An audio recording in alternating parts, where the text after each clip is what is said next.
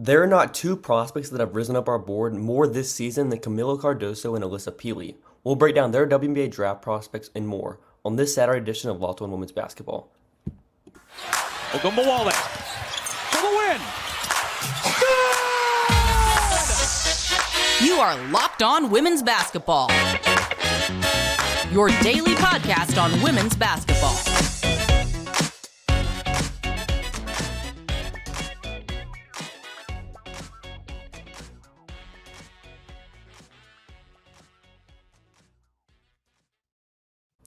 Welcome. You are Locked On Women's Basketball. Thanks for making us your first listen every day. We are free and available wherever you get your podcast and on YouTube.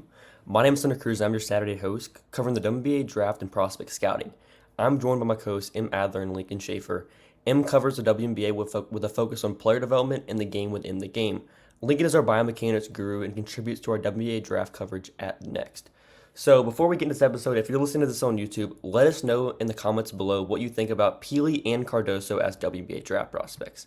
All right, so to open this up, I want to swing it over to you first, Lincoln. What do you think about Cardoso as a prospect, and how has she really transformed how you think of her as a prospect over the season? Cardoso she's what you want a WNBA center to look like, and she's an absolutely tremendous straight line and vertical athlete, and that just it's something that is a huge plus for her in terms of what she's going to be in the WNBA. She's had an interesting college career. She started every game at Syracuse in the 2020-2021 season and was the ACC Defensive Player of the Year and the ACC Freshman of the Year, and then transferred to South Carolina and didn't start at all for the next two seasons behind Aaliyah Boston, which was actually probably a really great spot for her to go as kind of a raw big. We think very highly of Dawn Staley's ability as a talent developer, and she's been an absolute monster on the defensive end, especially in the paint. She was playing in a 2-3 zone at Syracuse and has just consistently blocked about 10% of opponents' two-point attempts throughout her career, which is an absurd number. So she's a very, very good defensive big close to the rim. She's a good athlete, and she's improved defending in space this year. I think that's the thing that caught our eyes against Notre Dame especially. She had some really interesting moments in space defending. She has national team experience. She was the best player on the Brazilian national team when they played Australia this week, and they lost in a heartbreaker, but she had 11 points, 6 rebounds, and 4 assists, and more or less held her own against one of the best big rooms in the world in Australia, where you're facing off with a living legend in Lauren Jackson and Ezzie McGregor and Kayla George, who are quality basketball players, and most of them. The main concern I think that we have is that she doesn't really have a post scoring bag. She doesn't have a go-to post move or any real counters, and I think we also have questions about her touch offensively. Yeah, so the first things I would add is, first of all, co-ACC Freshman of the Year, along with, that's right, Maddie Westfeld. Also, remember, if you play in a 2-3 zone, especially in Syracuse, the best idea for your professional career is simply to leave at any point. You can just go. You can hit the bricks. Emily Angsler went to Louisville, became a lottery pick. Kamilla Cardoso went to South Carolina, might be a lottery pick. Just leave, dude. You'll get better at defense. It's that simple.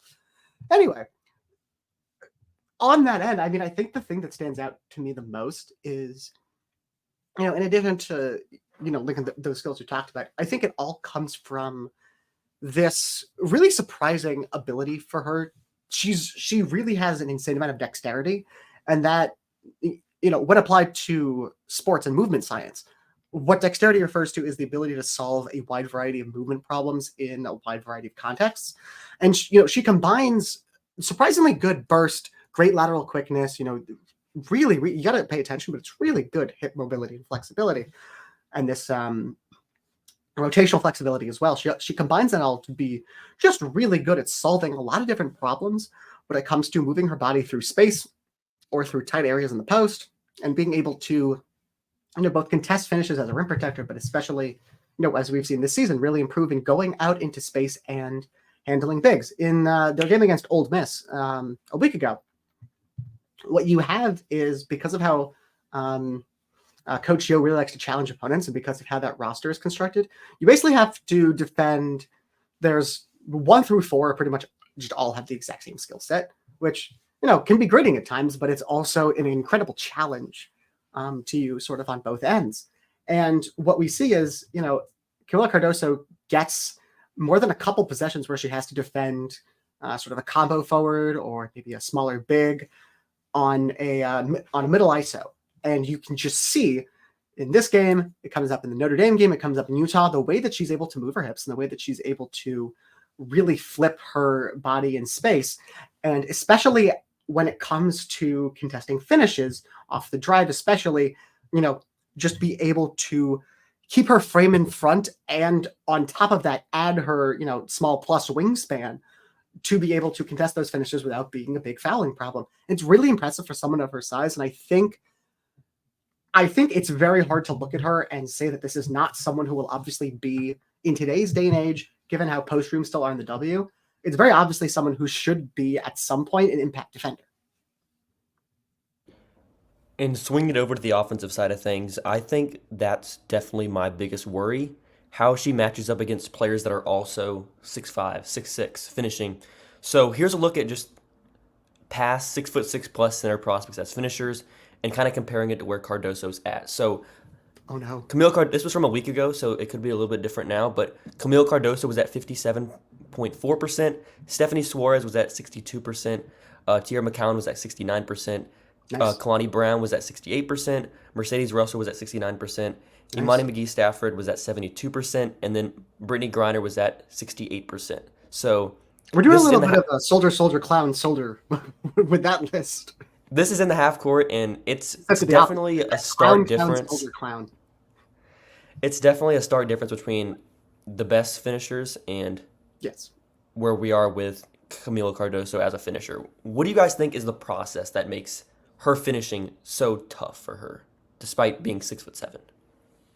If you want to separate touch around the rim from the process of actually opening the attempt around the rim, I think that might raise an interesting question. But for me, answering that question is very important because, are we talking about someone who struggles to feel, relative to her height, struggles to feel that touch around the rim? Or is it someone who, very obviously, as I'll get into in a second, as Lincoln said, she doesn't have a post bag. I mean, we don't have to sort of beat around the bush with that one. So, she's not putting herself in the best position to succeed there. So, is it more one or the other? I'm tempted to go, it's more of the former. It's just not great touch, period. But at her size, at her rebounding ability, she will make up for some of that. There are times when you look at someone like Angel Reese and you're like, this is like a plus rebounder, where the rebounds, some of them are basically fake because she's getting her own board and putting it back up, or she's getting her own miss and putting it back up. But when we're approaching it from the other angle of, they're not a great half-court finisher, the ability to, do the Andre Drummond and get your own miss and put it back up, it helps that a little bit because, going 1 for 2 at the rim where you just get your own board and put it back up, technically you shot 50% at the rim right there. But effectively you shot 100% because who cares? I think for Cardoso, again, that does make up for some of it. I do wonder, how realistic it is to improve her post bag in sort of that way. There are definitely moves that can be added in terms of the grand scheme of things. The strengths I talked about defensively are a hell of a lot harder to teach than, adding a drop step and an up and under in the post. I do think there's some issues with her coordination in terms of, how she's able to convert speed to power in terms of backing down, her post defender. And I think that just relates to sort of revamping her footwork a little bit. Again, these are solvable issues. Will WNBA teams, want to put in the time to that? I don't know. It's very possible. Well, and with her athletic tools, I don't think she necessarily needs to be a plus post scorer.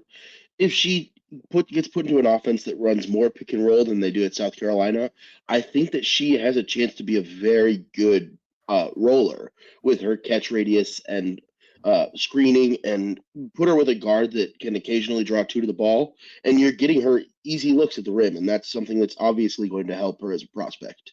Do you think she's a good screener? I think she has potential to be a good screener. Yeah, that's sort of where I'm at with that. You can see flashes sometimes where she Yeah. really gets the body into them and rolls well, but I feel like there's quite a number of times where the context, the contact and the roll timing just isn't there the way you want it to be, and that's a problem of physical feel. So again, that's not too difficult to teach. She is kind of terrible as a DHO hub, and that's very unfortunate. I think you would have to revamp her entire process of doing handoffs just because it seems like she likes to stick out her hand and hand the ball to her defender or to her teammate as opposed to really getting her body there. That is tricky. So after the break, we'll break down Alissa Pili's prospects. There's probably not a more different prospect than Cardoso. So we'll break down Pili's prospects and more. But here's a word from our sponsor, eBay Motors.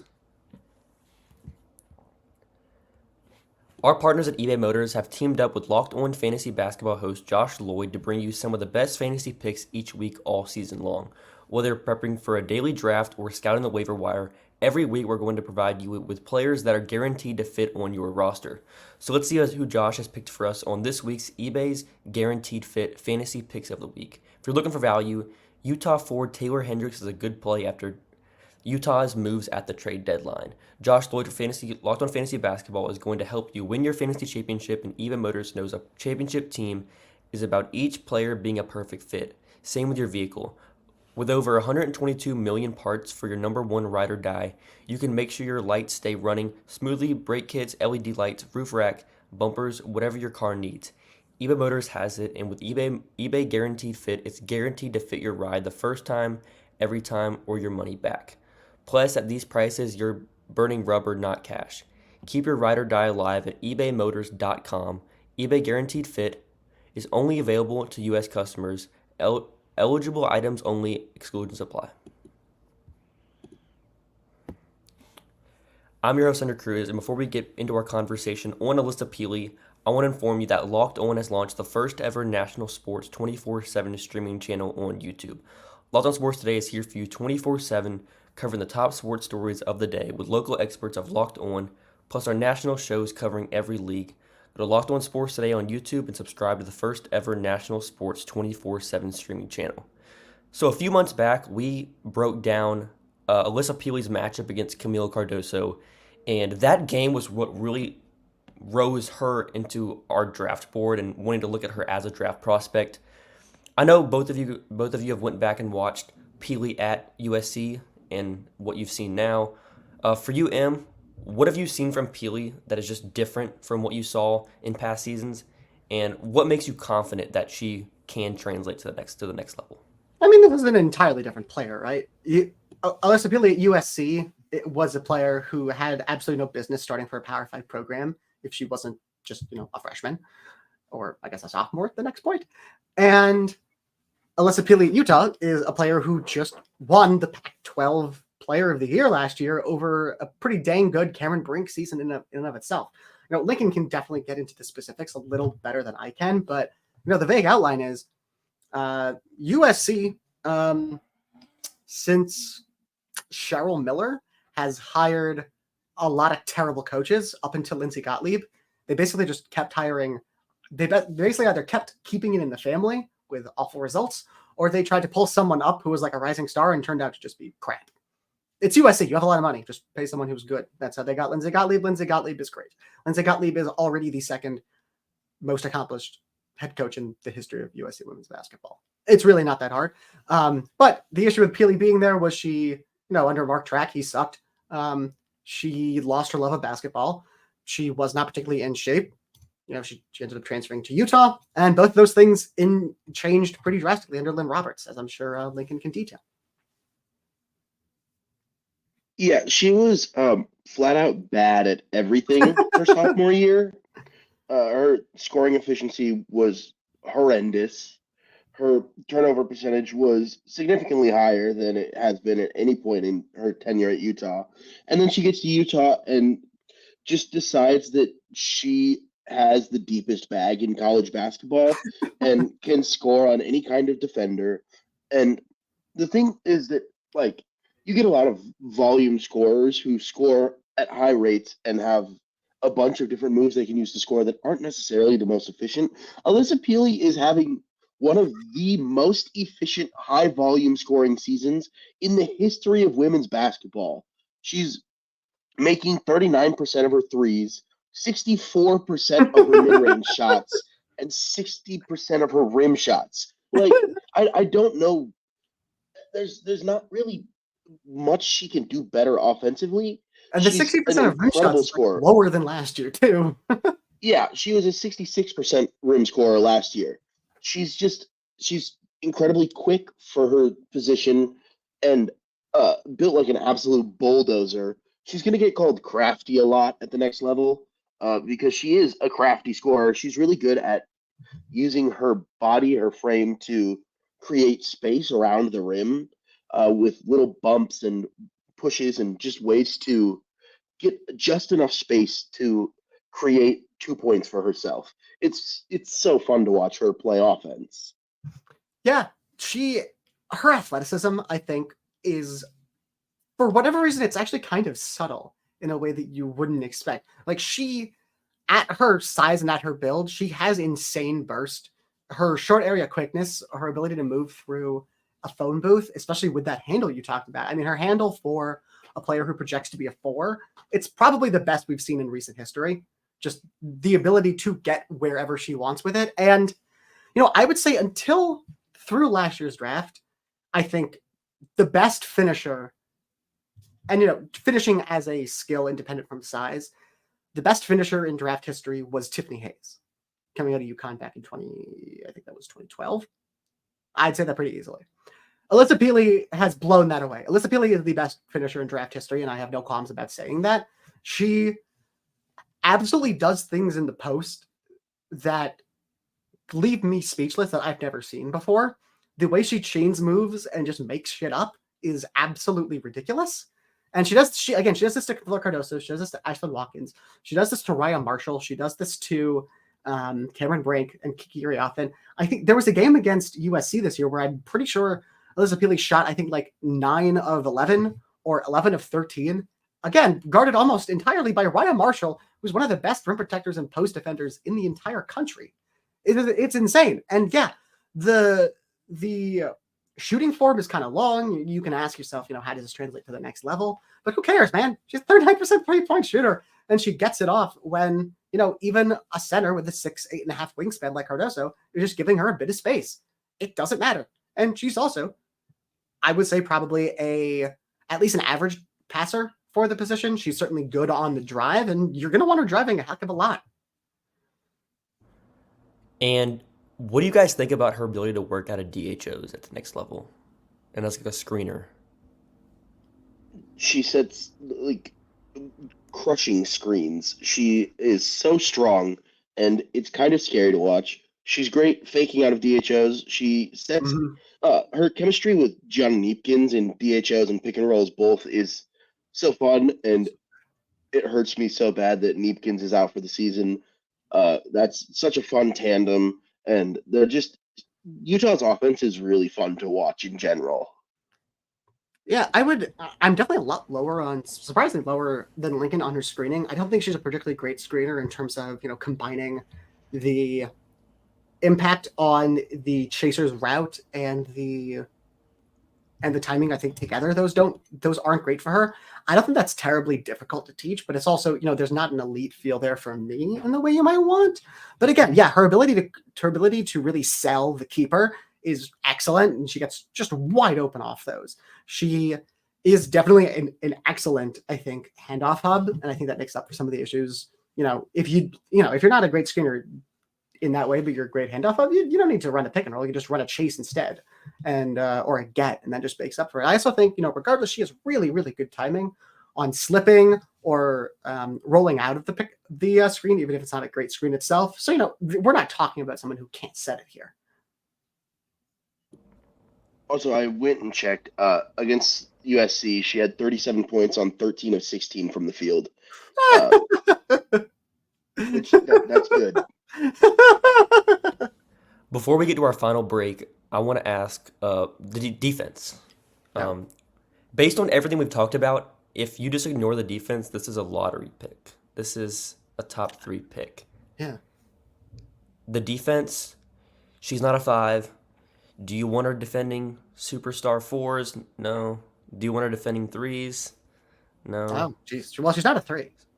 If you could do offense defense subs in the WNBA, she'd be the Man. best player in the league.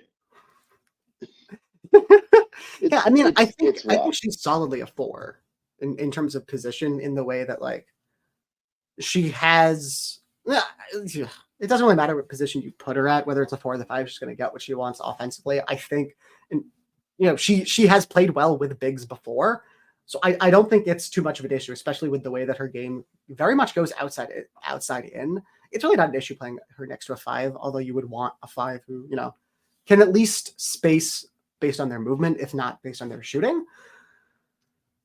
In terms of what she can do, I mean, she's good at preventing post position. She has some really good KYP. Other than that, it's low impact. It's, you stick her where you can stick her.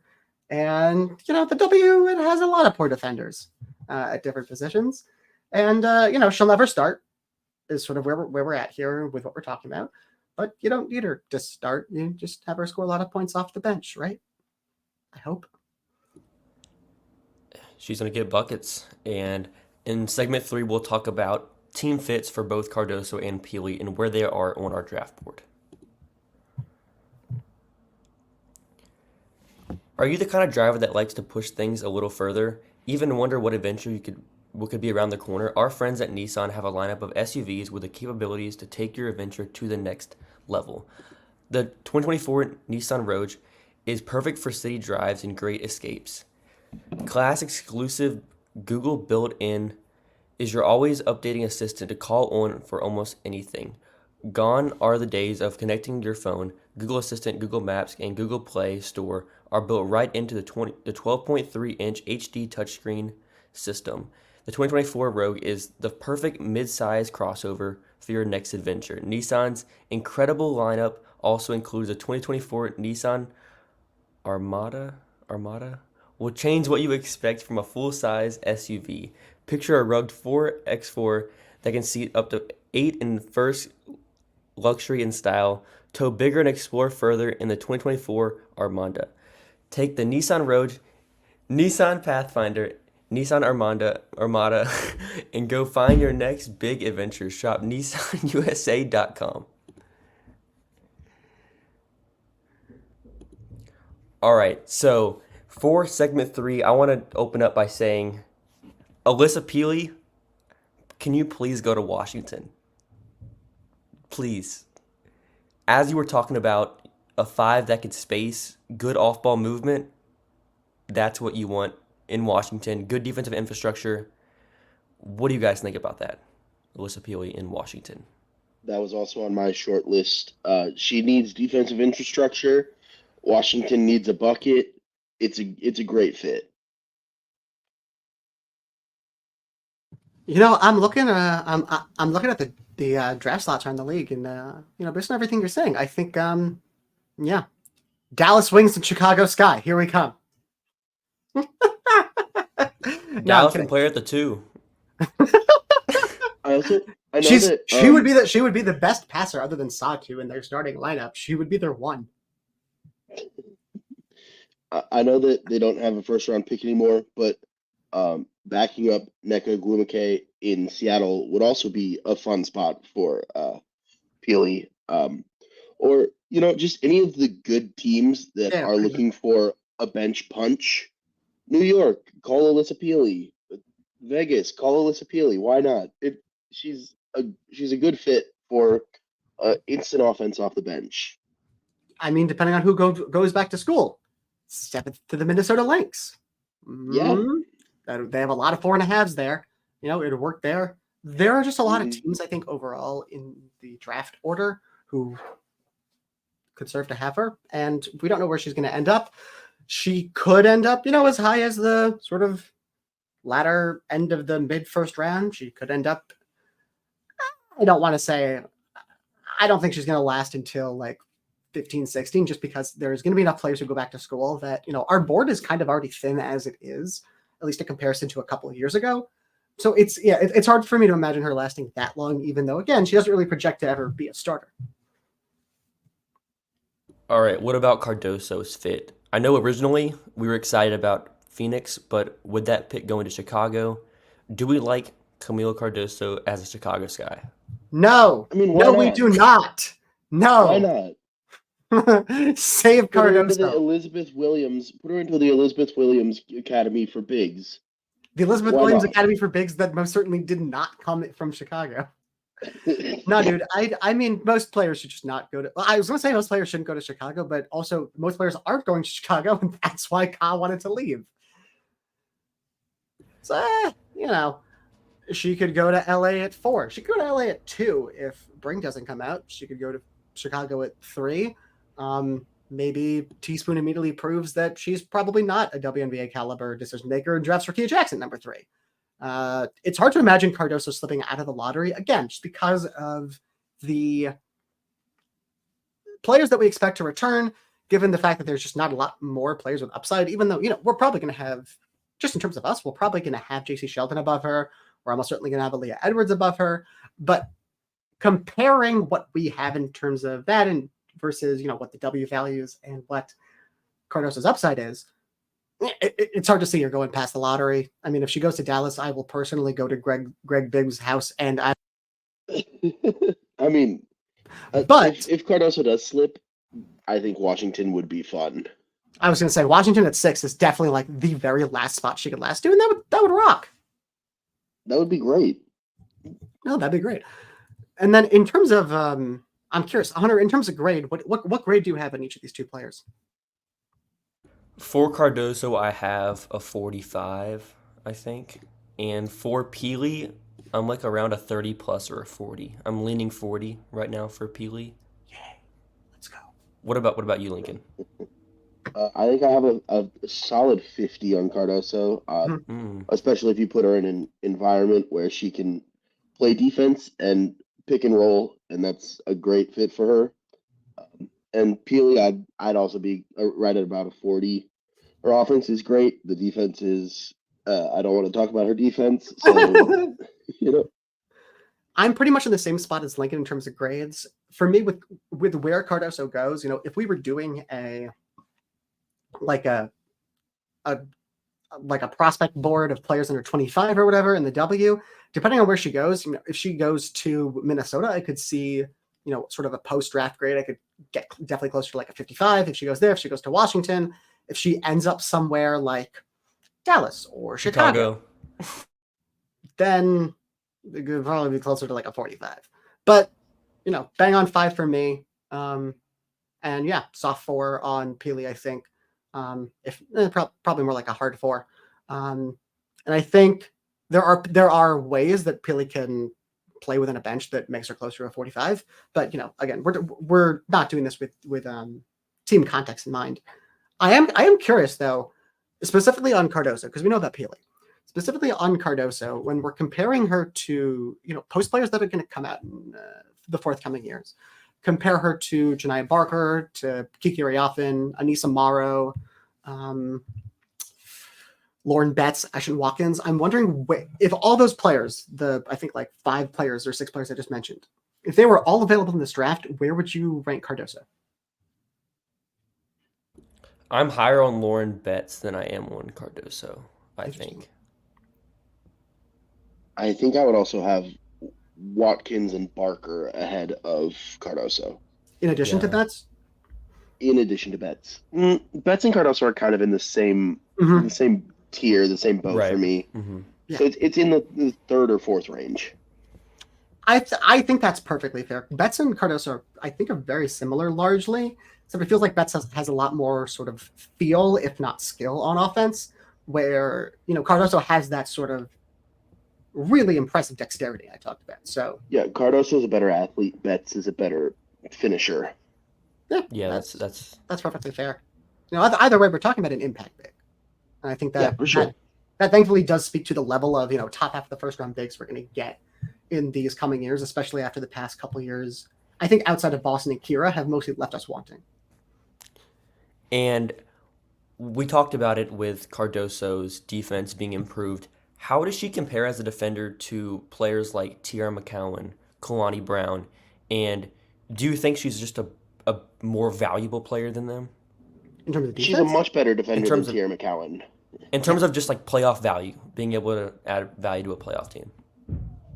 that's tough because the thing with Tiara McCowan, right, is that if you play a certain way, she's almost impossible to stop on offense, either because of what she will do directly or what she sort of does to the court gravity around the rim. We saw that with Dallas in their first round series against Atlanta, and we saw that at times down the stretch of the regular season. But it's also really tricky because she simply cannot defend in space or any level close to it. And she's, relative to her size, she's a very bad rim protector relative to, I guess, not, given her size as a strength, she's, very mediocre. And that way, again, stylistically, she changes the way you play offense if you want to maximize her, and that makes it tricky. But I think the fact that Cardoso is so much more scalable makes it a sort of intangible strength in a way that makes her certainly less of a liability in certain ways, and certainly I think much closer to being a plus asset. And what grade would you have on just McCowan's current value? Probably a 55, but also like a 55 that is really, really hard to get past the semis with. Yeah. The thing with, because she's a 55, but like she's only a 55 when she's like one of your top two offensive scorers, and she's so context dependent, dependent on the context built around her. Yeah. And that's what makes it tough with Cardoso. It's valuing where does she fall within that. If she's more valuable, can you build? She's much more, as Em said, she's much more scalable. Cardoso is in terms of fits into more different schemes. She's not going to be able to carry an offense the way that McCowan does, but she's not going to hamstring your defense the way McCowan does either. She's also like a way better passer. Just in terms of the feel for it, to be clear, I think Cardoso can make a lot of, let's say, very interesting passing decisions. Just generally trying to, pass in the way that we see sort of brink pass out of the elbow. But Cardoso, in terms of high-low passing, she's a really, really good high-low passer. She's at the very least a very solid passer over doubles in the post. So in that sense, she keeps the offense flowing a hell of a lot more than McCowan does. And again, the ability to actually be a decent pick and roll big, which McCowan very much is okay at. And again, the ability to defend in space, the ability to not be a complete sieve on switches and not be a liability in space, even against 4s and 5s. It's just it's way easier to build into a team context. Yeah, I think overall both of these players have really rose for us. Entering the season, Cardoso was a fringe prospect. I know Em didn't even have Cardoso on her board. I was wrong. Pili, I didn't even think Pili was a prospect going into this year, and now both of them are solidly top 15 prospects. In Cardoso's case, top 10 prospect on our board. So thanks for making Locked On Basketball your first listen every day. Join the team at the next week for continued coverage of women's college basketball and the draft. Make your second listen Locked On Sports Today, the first ever national sports 24/7 streaming channel on YouTube. Have a great rest of your weekend, everyone.